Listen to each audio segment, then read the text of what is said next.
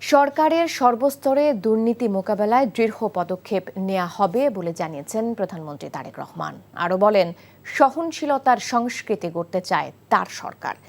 রাজধানী ঢাকায় কূটনীতিকদের সম্মানে আয়োজিত ইফতার মাহফিলে কথা বলেন তিনি। এ সময় জাতিসংঘ সাধারণ পরিষদের সভাপতি পদে বাংলাদেশের প্রার্থীকে সমর্থন দিতে কূটনীতিকদের প্রতি আহ্বান জানিয়েছেন প্রধানমন্ত্রী।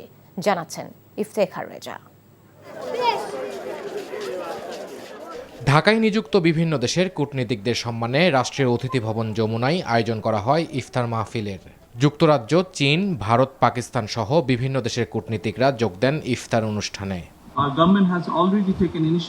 ইফতার পূর্ব সংক্ষিপ্ত বক্তব্যে প্রধানমন্ত্রী বলেন, সরকারের সর্বস্তরের দুর্নীতি মোকাবেলায় দৃঢ় পদক্ষেপ নেওয়া হবে। বলেন, সহনশীলতার সংস্কৃতি গড়তে চায় BNP Sarkar. Our commitment is firm to strengthen democratic institutions, uphold the rule of law, protect freedoms, and ensure accountability.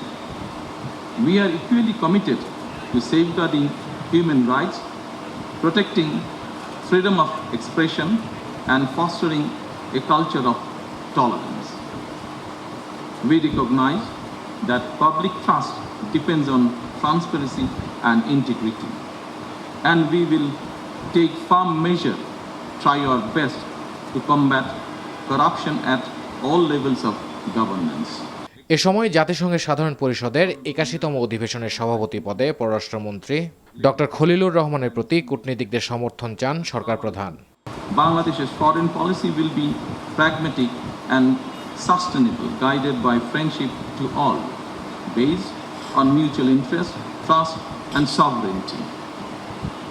We value bilateral and multilateral partnerships and remain open to candid dialogue and stronger collaboration in years ahead.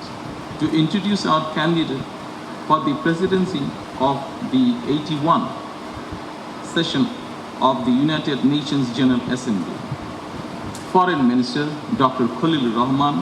Through this nomination, we demonstrate our enduring revolt for constructive global engagement.